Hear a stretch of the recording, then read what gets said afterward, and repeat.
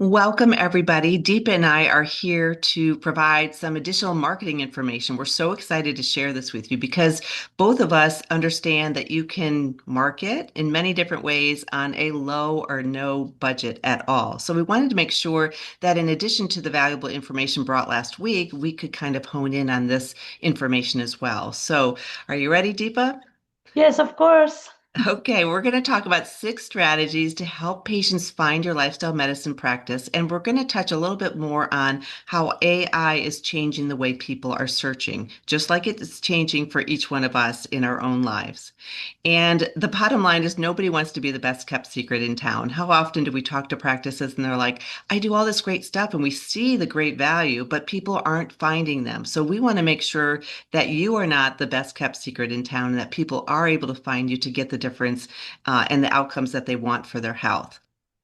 So, Deep, Carol, remember this whole series started as a storytelling in a storytelling style, and our main characters are Maya and Marcus, and Maya and Marcus can be working in any of these settings. They may be a new practitioner with no patients, or they could be working with an existing practice and want to grow. They may be working at an FQSC or part of a community organization, healthcare, hospital, traditional settings. They may be launching a culinary medicine program, or they may be wanting to start a employee wellness or part of that work setup. So it doesn't matter which practice setup you are in. The basic core principles that we are going to go over for marketing, starting, launching, growing, scaling, stay the same. Would you agree that, Carol? I agree fully. And you and I have worked with all these different types of practitioners and organizations, and we've seen it in real life, not only with them, but also in our own practices, because we're in the trenches as well, running It's practices. true. So Yes. it's something that we see every day, and it's pretty exciting things. It's never been as easy as it is today to do marketing on your own, and to start small and make a difference and get more people in the door. That's correct. So so that being said, Carol, can you go over start simple, stay consistent, build momentum Sure. inside that you bring to the table? Right. I mean, how often do we talk to people? It's like, I started this newsletter, but then I didn't send it out again, and that sort of thing. So, if you start with just one item, one part of these strategies, you don't have to do them all, like I said, but start simple, stay consistent, and build momentum. And Deep and I are all about simplicity. That's how you get things done. It's also how you build your momentum because simple is something that you can implement. So, we don't have to have a sophisticated strategy that never gets implemented, just a big plan that sits on the shelf somewhere. A simple, consistent presence online and in your community will make all the difference in the world. So, a lot of times we'll talk to practitioners, and before, we talked about that inertia about getting started. And so many times I think they have to have this very robust, big website.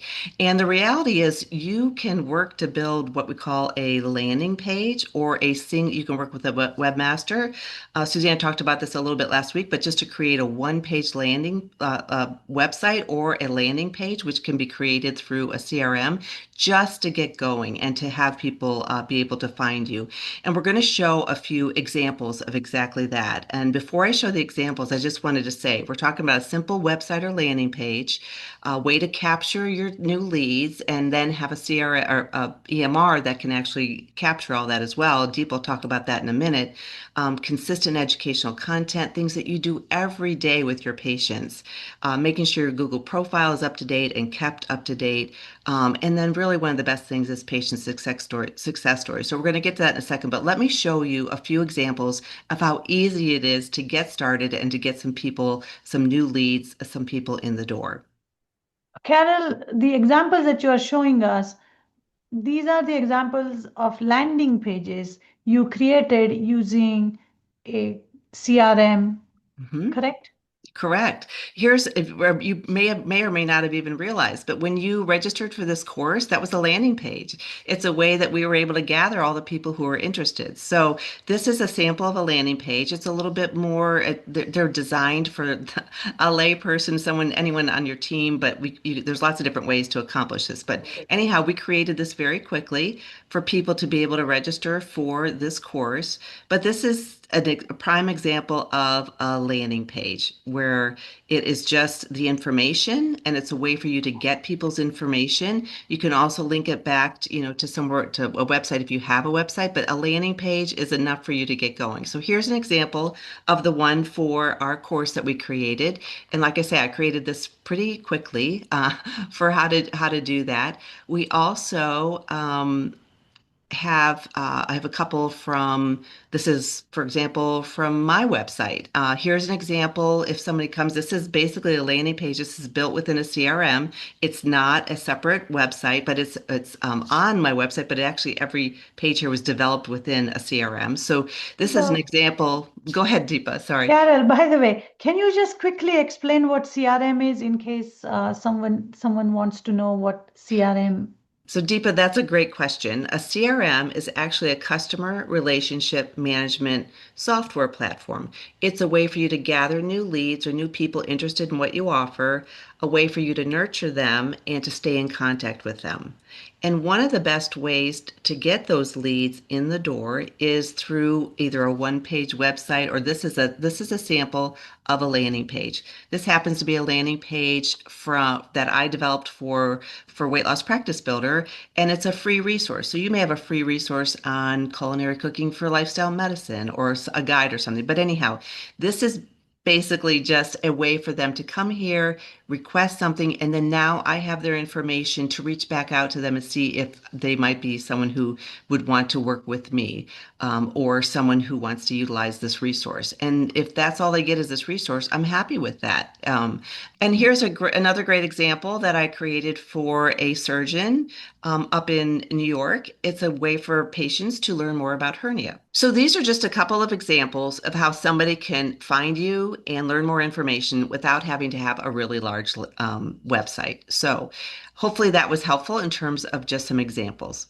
Yes, Carol, that was perfect. And again, if you are working for a hospital or FQSC or community center, you can use the same principle on that website. If someone already has existing website, then they can have a link to this landing page with your program or talking about lifestyle medicine. So that's how we can connect the dots between patient finding you, coming in as a lead, and then converting them into a patient or your client. Okay, great. And so let's get into the strategies. And this one is one where Deepa does it excellent. So I'm gonna let her go through it. Yes. So strategy number one, become the most trusted educational resource in your community. That is important to build the trust. So you can start by considering uh, publishing blogs, educational videos, patient success stories, healthy recipes, meal planning, frequently asked questions about lifestyle medicine, podcast webinars, social media content, etc., etc. The point here is to create something, okay, but not have it scattered all over the place when it comes to sending it to your patient or a client. Very few EMRs, EHR systems are dedicated to host these strategies, and just with a click of a button that it gets transferred to the patient. That's how you want to set this up. Even creating a recipe, you don't have to have a recipe. Even with creating recipe, your EMR, EHR must have a, a very simple tool where you can just create one recipe very quickly. The point is, this educational resource that you are creating is going to become a part of your lifestyle medicine treatment protocol. So think of it as a long-term investment for your time. Right. And one of the things that Deepa and I do in our own practices, and I do with people that I work with, is that when you create an educational material, whether it's a recipe or a guide or just a video that you did quickly, that's an asset that you own. And that's something that down the road will actually be very beneficial in lots of different ways. We won't get into all the details of that, but just know that you're creating assets that live on for a lifetime. And what we're talking about in all of these strategies is considered organic marketing. It's a way for you to get out there organically, meaning you're not having a paid ad spend behind it. So that's one of the differences. It takes a little bit longer. Deepa knows this and I do. But both of us have used these strategies. And I know in our practice here in Virginia, for over 20 years, I honestly have had almost zero ad spend. It's all these assets that we've built over the last many years, but they're still out there and it still brings people in our door. And Deepa, I know, has the same thing with all of her trusted education that she does in her community and podcasts that she's on and all that. Those things live on forever and it continues to bring people through the door to you if they have a way to find you through your landing page or simple website. Okay, perfect. And again, same thing, if you're working for an FQSC or community organization or planning to scale your existing practice, having these assets are need to be hosted in your EMR, EHR to be used as part of the treatment protocol. So, for strategy number two, this is a really important one and something that each one of you can do easily. Clearly communicate what makes your practice different. So, we have a number of things listed here, but that relates to your philosophy of care, what makes you different, what populations do you like to work with. The way you convey this, some easy ways to do this is just in a quick blog or a video that you can talk about why you started your practice or what makes you different. The one other thing I want to mention is on your landing page or those sorts of things, your one-page website, however you simply get started. AI does look for things like awards, interviews, professional membership. So having that social proof is very helpful as well.